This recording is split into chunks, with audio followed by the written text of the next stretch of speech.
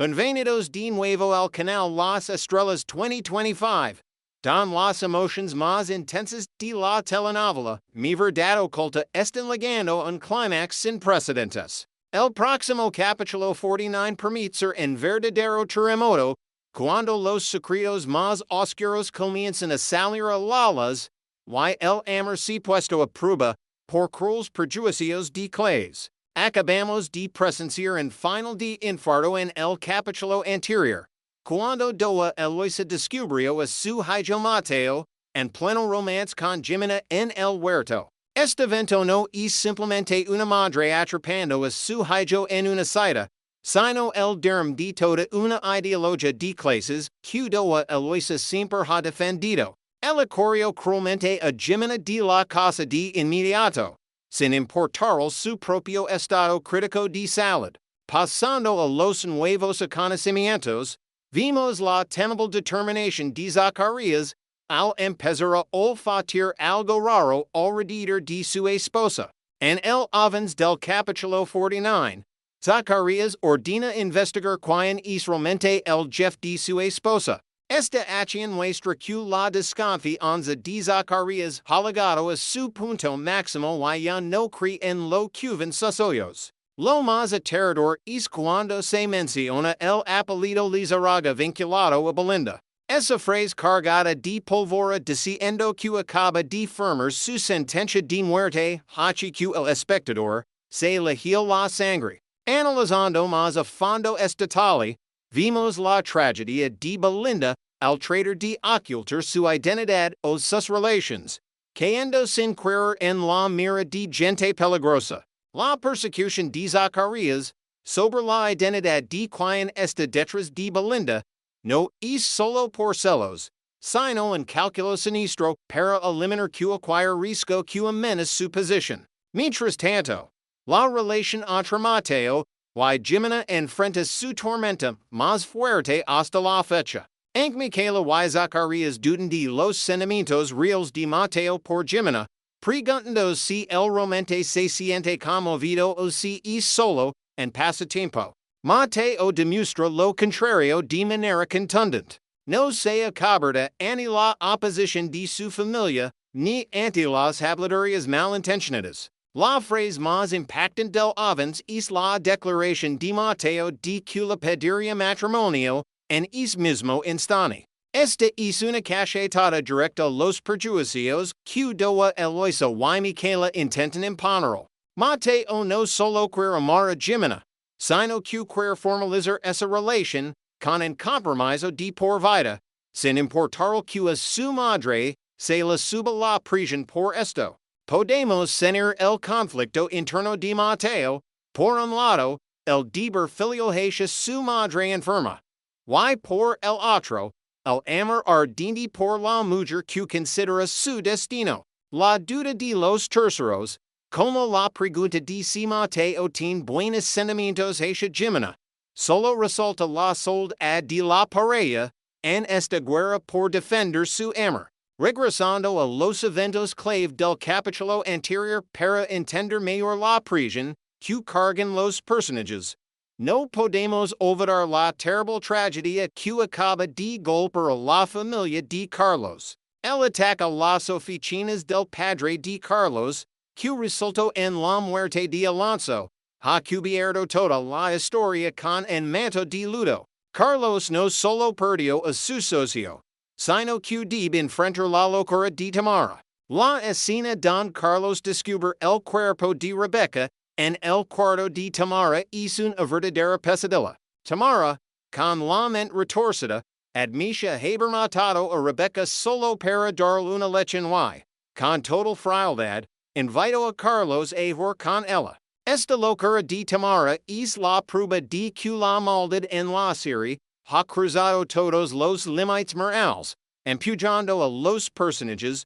a situaciones de vida o muerte. Mientras tanto, Cristina se convierte inesperadamente en la heredera de toda la fortuna, y las acciones de Alonso, incluyendo su participación en Casa Carolina Gillen. Este evento sin duda cambiará la balanza de poder en la trama, transformando a Cristina de una mujer dolida por perder a su prometido en un personaje que sostiene la ley económica más importante. Si Cristina tendrá el carácter suficiente para enfrentar a los viejos lobos que acechan esa fortuna, sigue siendo una gran interrogante. La libertad de la risa por falta de pruebas es también una bomba de tiempo que tiene furiosos a villanos como Amador. Todos estos conflictos convergen en el capítulo 49, creando un cuadro caótico y lleno de drama. Regresamos a la atmósfera sofocante dentro de la hacienda Lizarraga, donde el conflicto entre madre y hijo está desgarrando la falsa capa de paz de esta familia. Vimos a Doa Eloisa, quien, tras presenciar una escena que considera vergonzosa, tuvo que recurrir a una pastilla sublingual para controlar su presión arterial que se disparaba. Esta acción no es solo la reacción fisiológica de una persona mayor y frágil, sino también una afilada arma psicológica que utiliza para manipular a Mateo. Que su hijo se sienta culpable, creyendo que su amor por Jimena es la causa que empuja a su madre a la muerte. Sin embargo, el Mateo actual ya no es el niño obediente que deja que su madre le organiza la vida. Se planta frente a ella no como un pecador, sino como un hombre que protege a la mujer que ama. Cuando Eloisa insinúa sarcásticamente que Mateo ha sido engañado por Jimena, tal como lo fue Zacarías en su momento, Mateo contraataca con firmeza. Afirma que Jimena no ha engañado a nadie y que sus sentimientos son sinceros. Analizando la psicología de Mateo, en este momento, vimos una madurez notable en su percepción. Se da cuenta de que la imposición de su madre no es del amor, sino del control y de profundos prejuicios de clase. No duda en exponer la discriminación de ella, quien aceptó a Larissa, una estafadora, solo porque tenía una fachada de riqueza, pero desprecia a Jimena, una chica honesta, solo por su origen humilde.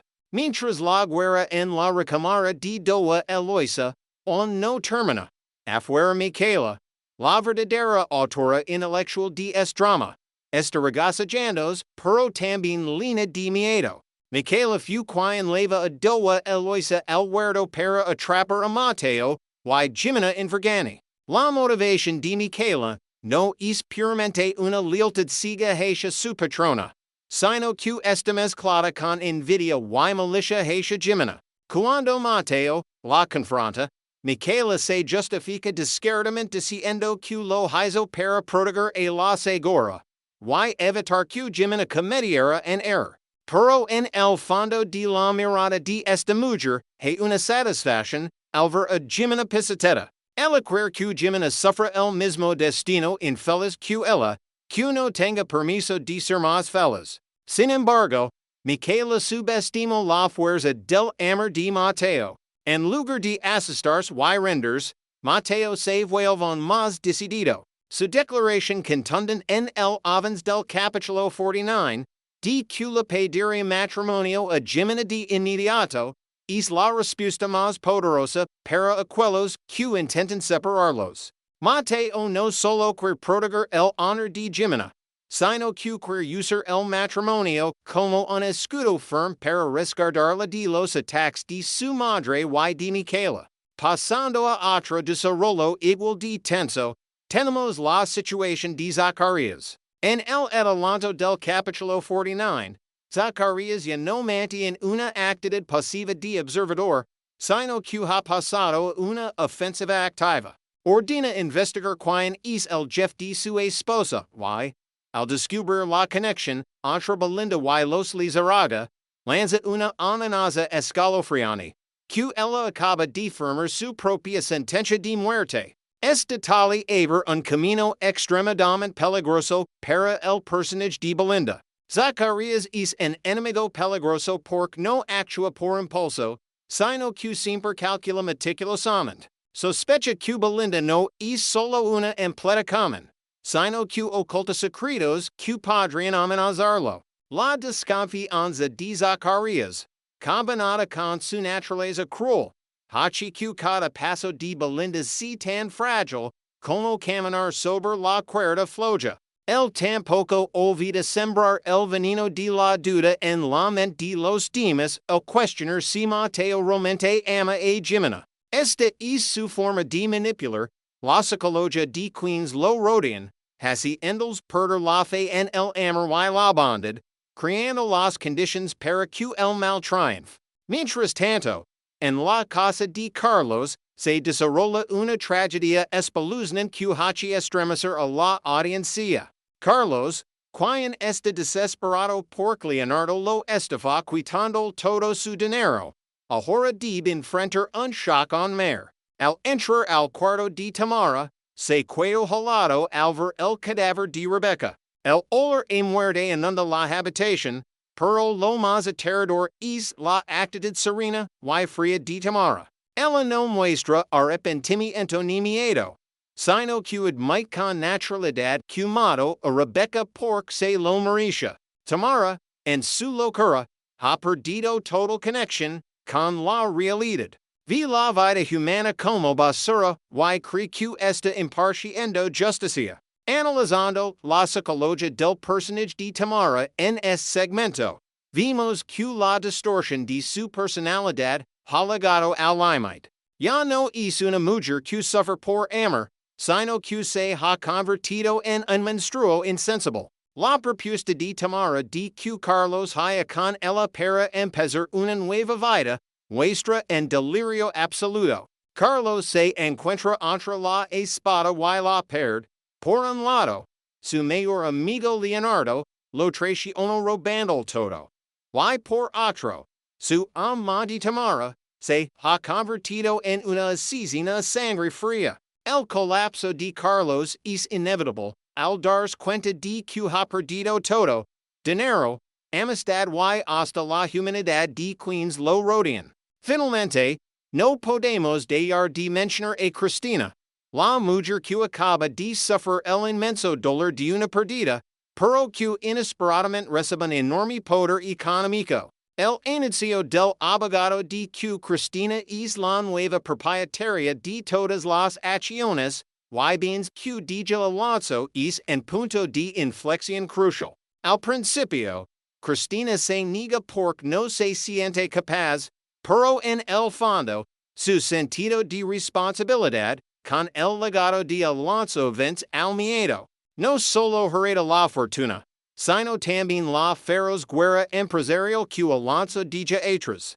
Tener el control de las acciones de Casa Carolina Gillen convierte a Cristina en un contrapeso formidable contra aquellos que buscan apoderarse de la empresa. La transformación de Cristina, de una chica frágil que necesitaba protección a una empresaria a la fuerza, permite traer muchas situaciones interesantes en los próximos capítulos. Tendrá que aprender a sobrevivir entre lobos y mantener viva la llama de la honestidad que Alonso la transmitió. En la atmósfera sofocante y llena de intrigas del capítulo 49, la oscuridad realmente toma el control cuando Zacarías, es villano de mente retorcida y impredecible comienza a destapar sus cartas más importantes, pasando de las sospechas iniciales sobre el comportamiento de su esposa.